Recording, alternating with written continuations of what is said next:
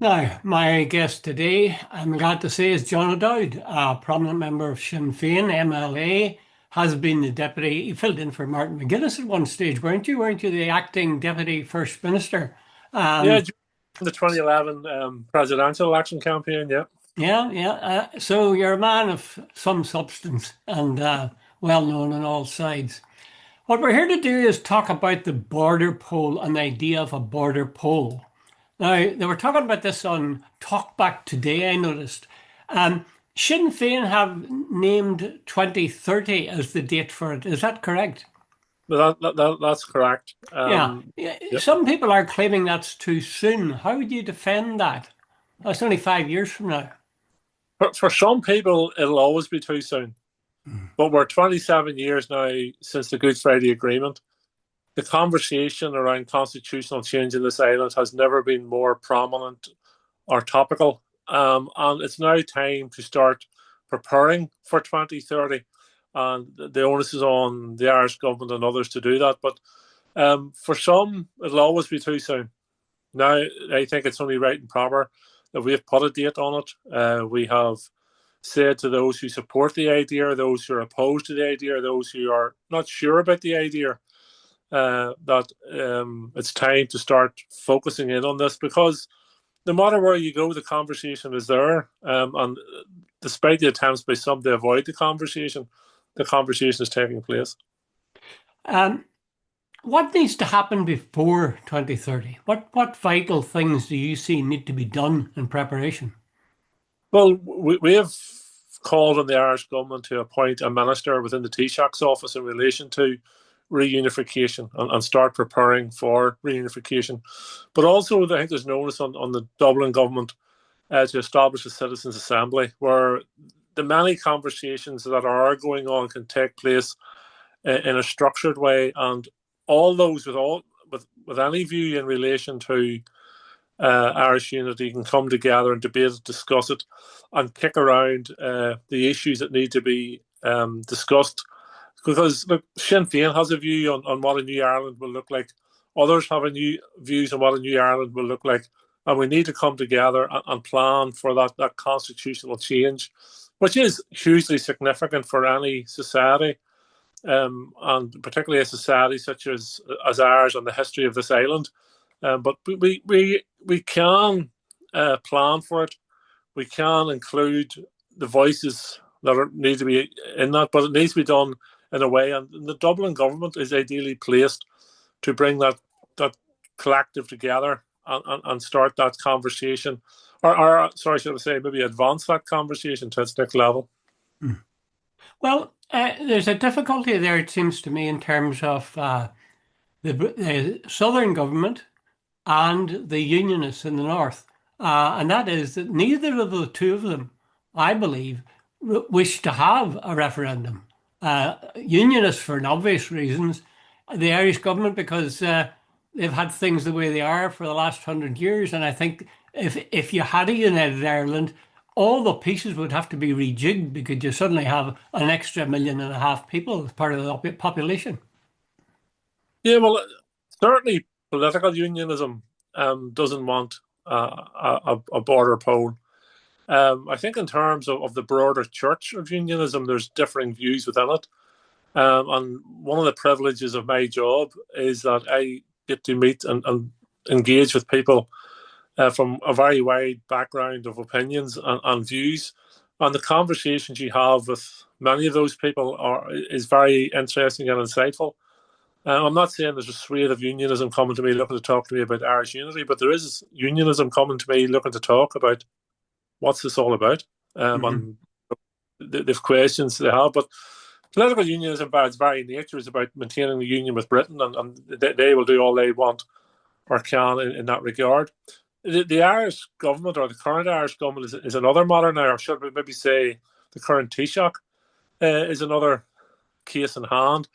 Um, Micheál Martin's not going to be Taoiseach forever, and is blundering in relation to choosing the Irish presidential candidate on behalf of Fianna Fáil may make that day come around sooner than maybe others had expected. So he's not always going to be there.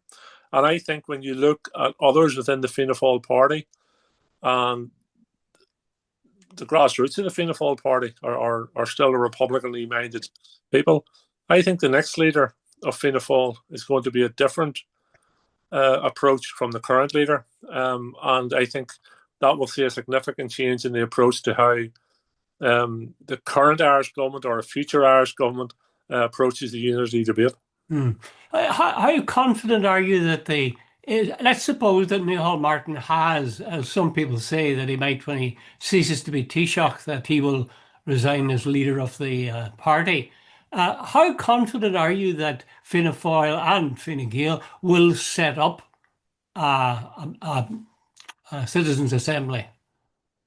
I'm not confident, but I do think that the swell of opinion and change of opinion among many in the South will encourage them to do so. Those who support Irish unity from whatever political spectrum you come from need to engage with the grassroots of Fianna Fáil and Fine Gael around this matter, and we need to keep that engagement going and that pressure where pressure is needed. But Leo Varadkar is a classic example of how widespread the appeal now for Irish unity is. Leo Varadkar has been quite vocal, as your listeners and viewers will know, and has been to the forefront of the Irish unity debate. But, but that's since he moved out of politics, particularly. He Yeah, wasn't quite so vocal when he was Taoiseach himself. no, he wasn't. But I think he made strides and forward, even as Taoiseach. And look, he's coming from a Fine Gael background. We can't expect miracles in these matters, but we have to recognise change where it takes place, and we have to recognise people who are prepared to stretch their traditional political beliefs and allegiances. And I think Leo Varadkar has done that, and will hopefully encourage others to do it as well. What do you do if the Southern government says, doesn't say, but simply doesn't set up a citizens' assembly? Is there a plan B then? Well, who's the current makeup of the government in the South isn't always going to be the current makeup of the government in the South, and the old traditional certainties that were once there are now gone. So you've seen the changes in attitudes in terms of within the parties, within those Fianna Fáil, Fine Gael camps, in relation to Irish unity. I think, as I say, in relation to Fianna Fáil, the next leader of Fianna Fáil is more likely to be a greater advocate for Irish unity than certainly the current one is. And that wouldn't be too hard, but I'd like to see them much more advanced than that. We've seen the views expressed from former leaders of Fine Gael and within Fine Gael as well. So look, the current parties that are there, I think, are going through an evolution. But the next government of Ireland is yet to be decided. And I don't know when the next general election in the South will be. But I do know this, that no one can be certain that the old parties are going to be in government. And I think it's almost certain that those parties who are out campaigning to be in government will have to have a very favourable view towards Irish unity. Yes, that's okay, but I mean, by the time a general election comes in the South, at least a couple of years, maybe more, will have taken place or have been passed, and you'll be left with 2 years, maybe at best, to put together your citizens' assembly and do the kind of work that you mentioned earlier. Well, let's continue to popularise the notion of Irish unity. Let's ensure that even the current government, if they last their full mandate under the current leaders, that the current establishment parties are only too acutely aware that the demand among the people of the island of Ireland, as diverse as we are, is for the preparation for Irish unity to begin. So all those people and the diversity of the people out there who support Irish unity just need to keep politically lobbying, keeping the pressure on, and creating the conditions for a citizens' assembly, first of all, to be called, and then for a definitive date for a poll to be set. Well, you have set, or Sinn Féin have set 2030. Do you think then that might have to adjust in the light of getting a consent or agreement of Fianna Fáil and Fine Gael to have a citizens' assembly and have a border referendum? No, I think it focuses people's minds, and as we said at the start, as I said at the start of the interview, we needed to focus people's minds on this. The conversation is alive and well, but we now need to move into the next stages. And I think setting at 2030 is a focus on that. We there is time for a citizens' assembly. There is time to prepare the ground, and there is time not only to for 2030 poll, but also to win the 2030 poll. Politics has a habit of moving when it needs to very, very quickly, and events can overtake very, very quickly. And I think we're in an era of change on this island, that we will see things moving rapidly, both towards the political momentum building behind the Citizens' Assembly, and also that political momentum building behind a border poll. Well, we know that there are some unionists, and you've spoken of them yourself, and you've said you've talked to them, who are open-minded about the idea of a border poll. They certainly want to look at what kind of a new Ireland would emerge from it. But there, at least the majority of them are opposed to it. How would you think they could be encouraged? Do you think setting the deadline of 2030 will sharpen their minds? Are there other steps that need to be taken in terms of reconciliation, for example, before a border poll is called? Well, I think the notion that there has to be reconciliation, whatever that term means, and whatever, we could have a long debate about exactly what that term means. I think there will be those who will be opposed and prevent reconciliation to prevent a border poll. Mm. And there's clearly elements within the broader political unionist family who are intent on doing that, who seek strife and division as a mechanism of maintaining the status quo. So I think you're handing people who are opposed to progress a trump card when you say there has to be reconciliation before Irish unity. Both can work in tandem, and perhaps I think there is a strong argument that you need unity to advance reconciliation. Mm-hmm. Well, in terms of what's the unionist place in a new Ireland, I think many unionists maybe see me as a Sinn Féin spokesperson. It might be quite patronising for me to say to them, "Oh, we can assure you safeguards in a new Ireland." The best people to secure safeguards in a new Ireland for unionism is unionism. And I think the DUP's statement this week that they won't engage in discussions, they don't think about discussions, they've closed their ears and their eyes off to any discussion about Irish unity, is a huge mistake. A huge mistake. The strategic way forward for unionism is to engage about what a new Ireland is going to look like, what protections, what that new constitution would look like, what legal framework you have to have in place to protect minorities. And in the North at the moment, unionism is a minority, a significant minority, but a minority. And I've said to unionist colleagues that the best way to protect a minority, and what you've shrugged your shoulders at and prevented, is a Bill of Rights. So a legal framework is a way to protect minorities moving forward, not warm words from a party political spokesperson like me. And how do you frame that framework?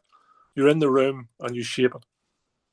Do you think that there should be a Bill of Rights devised and published before 2030? Well, as you know, since the publication of the Good Friday Agreement, which included proposal for a Bill of Rights, there has been many attempts made through political negotiation and afterwards, and even committees within the Assembly, to bring about a Bill of Rights. Political unionism has always been the blockage to that. They've always, and the arguments they bring forward are flimsy, in my opinion. But that was when they were a majority. They're now a minority. And they should be the ones knocking on our door, demanding a Bill of Rights now in the Northern State. But certainly in terms of a citizens' assembly, I think one of the issues that will have to be high on the agenda is a Bill of Rights for all citizens. Well, at the same time, John, if you're a unionist and you find yourself in a united Ireland, would you not have a feeling that you'd lost and whatever Bill of Rights there was there, it was a second best, and you'd feel sort of cut off from the main drive of your party or your own identity even as a unionist because you're no longer part of the union? I think that's a fair assessment, and I think understandably, people who have sought to maintain a union through thick and thin, if they end up in a reunified Ireland, it could be seen as a defeat. And we as certainly, I think, as Sinn Féiners and Irish Republicans, have to be big enough to recognise that and have to be generous in spirit and kind as to how we accommodate unionists in that new Ireland. Can you give us But an example of that in action? well, I'm always hesitant to negotiate in public, so that's it's down to unionism to come forward. And there is, as I say, there is sections of unionism who now accept change is moving or change is inevitable. But their political leaders have to come forward and say, well, look, if this is the direction we're going in, this is what we would need.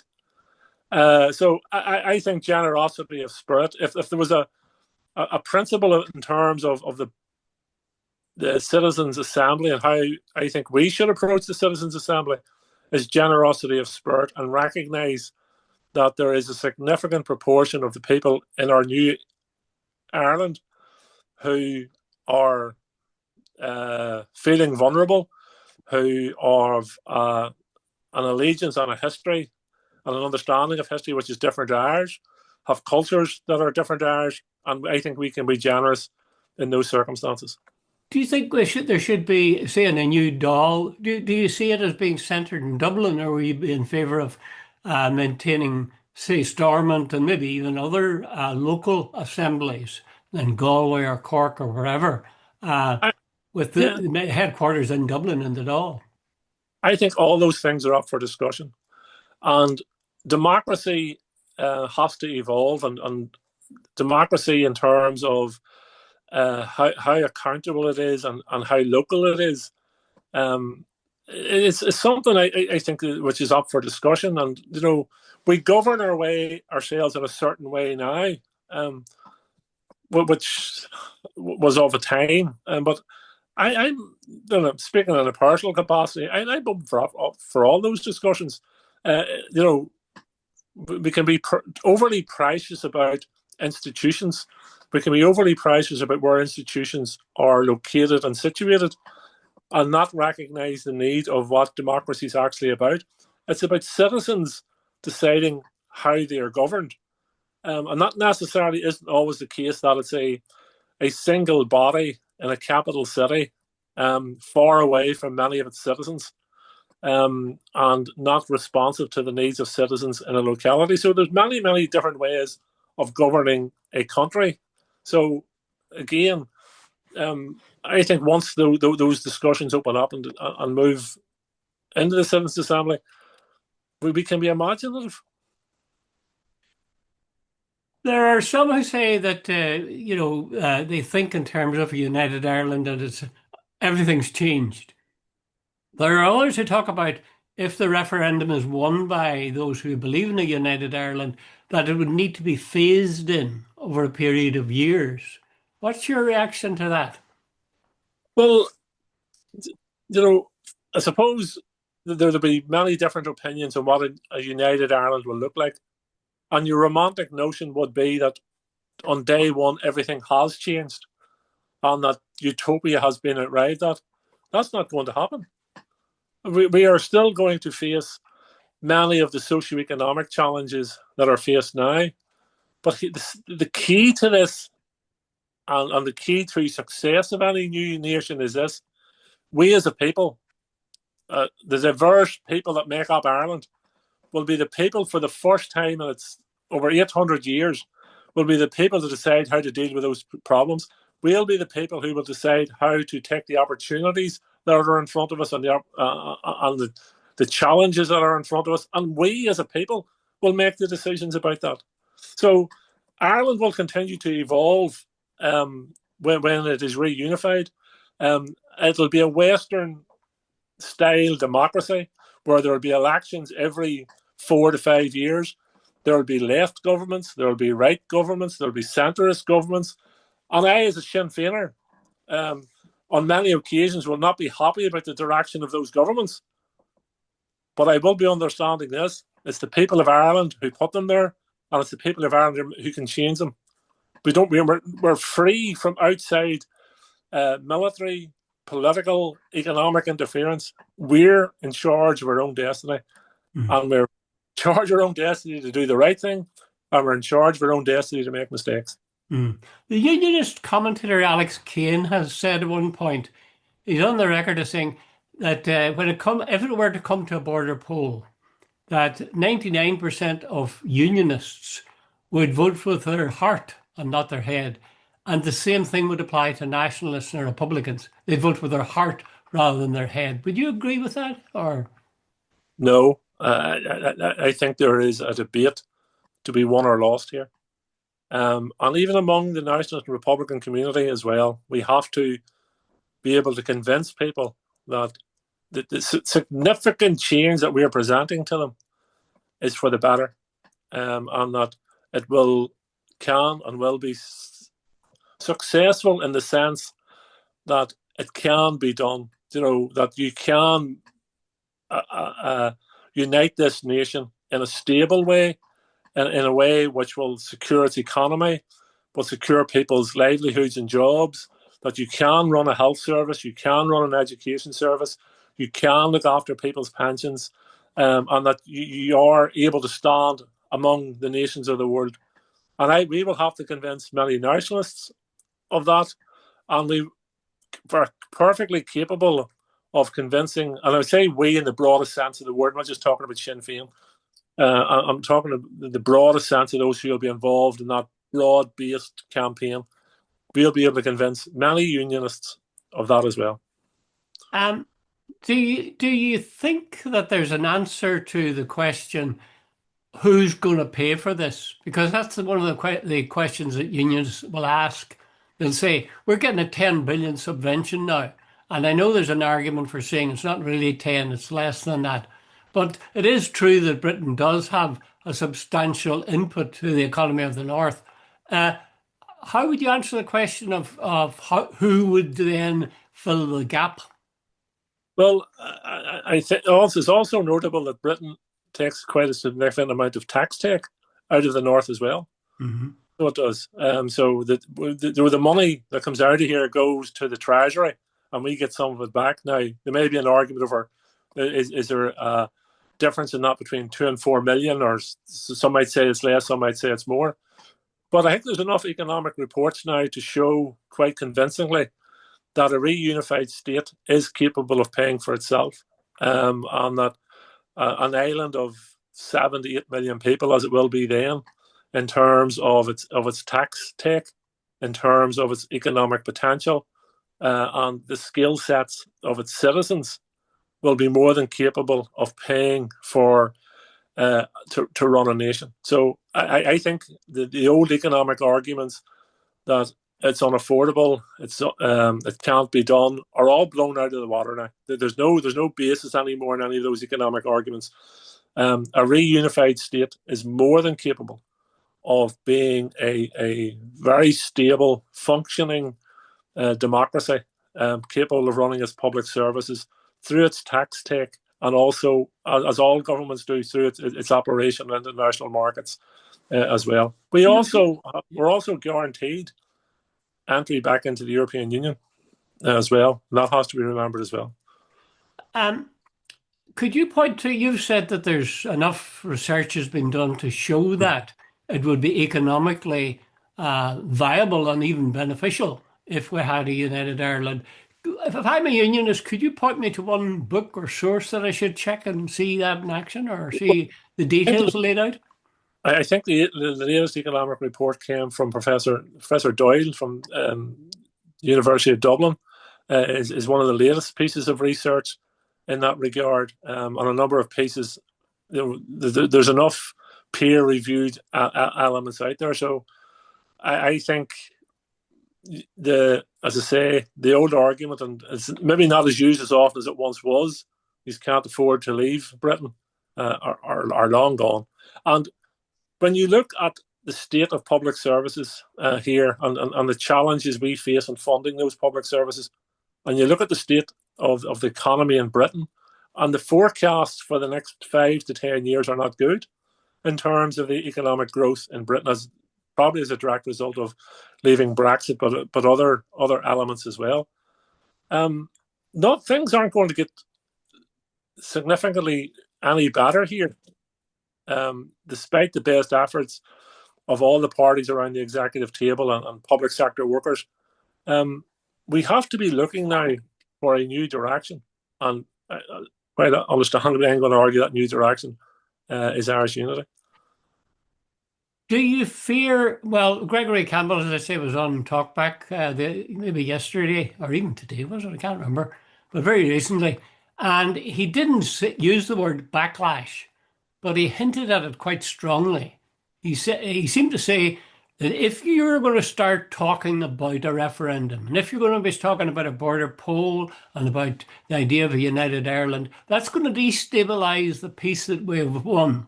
And essentially, that seemed to me to be saying there'd be a loyalist backlash. Do you fear that?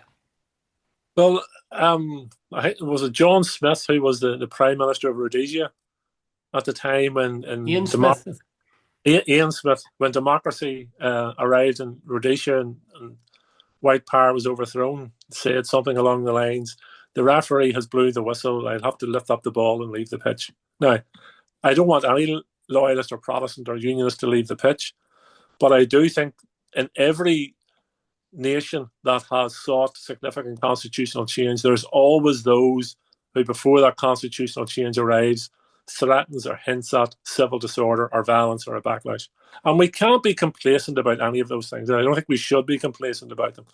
And there's a responsibility on the police and the state authorities to keep people safe and tackle anyone who's prepared to use violence in those circumstances. So all those things have to be put in place. But we shouldn't allow it to be a barrier to progress either. It should not be a barrier to progress that those who threaten a backlash are allowed to then retain the status quo. The state was partitioned under the threat and the use of violence. It was maintained through the use and threat of violence. There's those within the broader political unionist family who I think hold on to the likes of the UDA and the UVF and such organisations as a threat around violence. But their days are over. Their days are over, and political progress will not be hindered by them. Could we talk for a wee minute about what changes you mentioned that in Britain itself?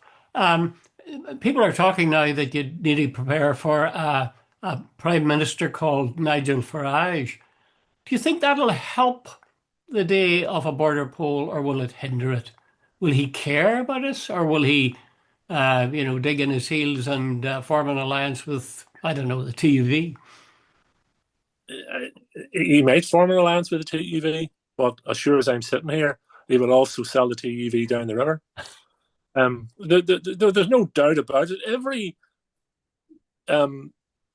British Prime Minister that has used political unionism for their own purposes has ended up selling them short. And recent history is a perfect example of that. A perfect example of people who came to Belfast, and the likes of Boris Johnson or Theresa May, who promised them, Rishi Sunak, them all promised, made huge promises, all sold them out because they aren't acting in the interests of unionists or nationalists or anyone else in this island.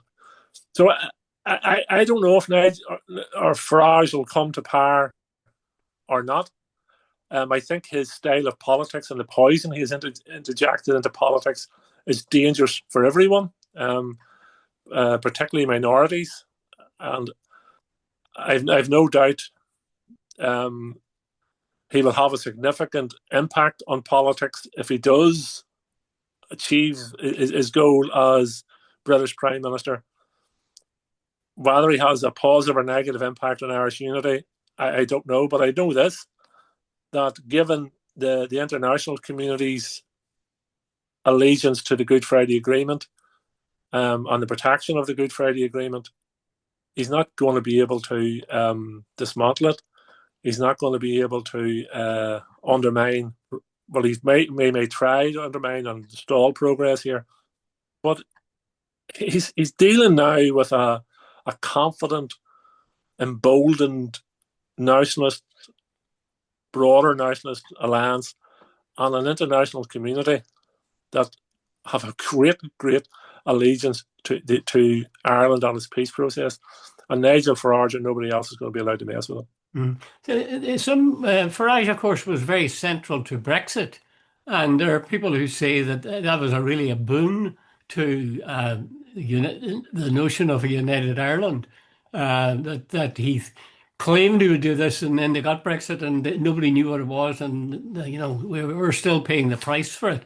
Do you think the same thing might happen if he became prime minister? I think you'll have a reality check if he becomes prime minister and realise that some of the maybe realizes already that some of the wild promises he makes he can't deliver. But whether and Brexit, I think that Brexit obviously created a huge political earthquake on both of these islands. I think it probably advanced in time frame the cause of the debate around Irish unity. It also, I think, caused many unionists to start considering themselves. What are we here? Are we little Englanders? Do we want to be part of a broader international community, a broader community, a greater sense of who and what we're about? I think that advanced that. But I also think that conversation was coming anyhow. That conversation was always going to be arrived at as nationalism and particularly in terms of Sinn Féin's political strength began to grow in that conversation around the destiny of Ireland was going to continue. So I think we have to be very conscious of Nigel Farage and his style of politics, and be confident in our own strategies around how we deal with all those things. But I wouldn't just take it for granted that Nigel Farage coming to power will advance Irish unity. Nigel Farage coming to power will create probably a lot of political difficulties in Britain and the societal difficulties in Britain. But you'll realise that he has entered a whole new arena on the international world, and he'll be a small player in it. Some people regard him as being an English nationalist, which would suggest that he doesn't really care about Scotland or Wales or Ireland. Would you subscribe to that notion, or? I'd be of the view that the only thing Nigel Farage cares about is Nigel Farage. I'm not sure how much he even cares about England. Never mind England, Scotland, or Wales are here. His politics is poisonous. So I think that broader politics and that swing to the right and this abuse of minorities, etc.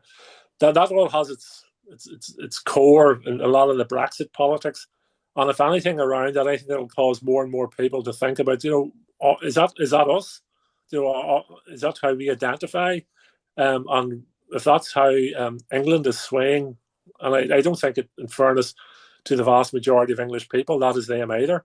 I think there's been a lot of turmoil in English politics over this last 10 years, and abuse of many vulnerable people and the working class communities within England, and they've torn in on themselves. But I also think there'll be a greater realization within those communities as well that that's not us. This isn't the sort of people we are. Proud working class communities, whether they're be in Sheffield or Belfast or wherever they may be, I think know what they need to identify with and who they need to identify with, and Farage's style of politics isn't it. Okay. Just two very short questions, John, and then we'll finish. Is there anything that individuals can do? Because I always have believed that there's an awful lot of, well, I have it from unionists, that there's an awful lot of unionists who actually be very open to the idea of discussion of United Ireland, but they don't want to put their head above the parapet. Is there anything that nationalists can do? Because there are many, I mean, if you're a nationalist by definition, you want a united Ireland. Must they play the part of spectators while the governments and the politicians work at it? Or is there anything that individuals and civic nationalism can do? I think politics is worse off when it's simply left to elected politicians. Politics is a much broader um, being than that. And when you look at our peace process wouldn't have worked if it was simply left to politicians. It worked because civic society was involved and individuals were involved and different groups came together and politicians also led and others led. So yes, every individual has a part to play, and I Oh, think well, what tonight? Give me be specific, John. member of a trade union, I think you need to be engaging with your trade union around the debate in Irish unity. If you're a member of a sporting club or a GAA club or a rugby club or soccer or cricket club, you need to be, the conversations need to be had in terms of all these things. In your family, you need to be having these conversations about it. You need to be speaking to your local political representatives. You need to be making and that may be difficult within some unionist communities, but we need to. People need to be given the space to come on board this debate, and even if people who haven't been heard of in terms of Irish unity in this last 40 years, if they come forward now and they want to speak on it publicly or privately, we who have supported Irish unity all our adult lives need to give them the space to do so. Need to be respectful. Need to give them the space to do so, and not be selfish about this project I, because we can't win this project on our own. mhm. I was talking some years ago now to a unionist politician, and he said the idea of a united Ireland was a pipe dream, and it always had been. Do you really believe that the what he would see as an 800-year-old pipe dream is going to be converted into reality inside the next 5 years? This, Jude, the ground is moving underneath us now. So it is. When you have the business class and the middle class engaged in discussions around constitutional change, the genie is out of the bottle. I don't think a united Ireland is inevitable.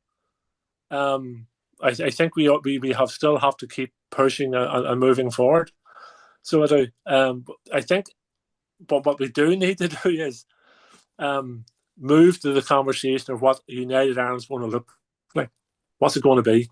And that conversation will continue after Irish unity. As I said earlier on, it's going to continue to evolve and debates and all those sorts of things. Okay. But businesses and the middle class are now involved, which Okay, is John, good. we're Yes, running out of time here. Yeah. but the working class need to make sure their voices are heard on it as well. John, thank you very much. That's been very informative, and thank you for your time. Thank you, Jude. Okay, we'll Okay. talk again sometime.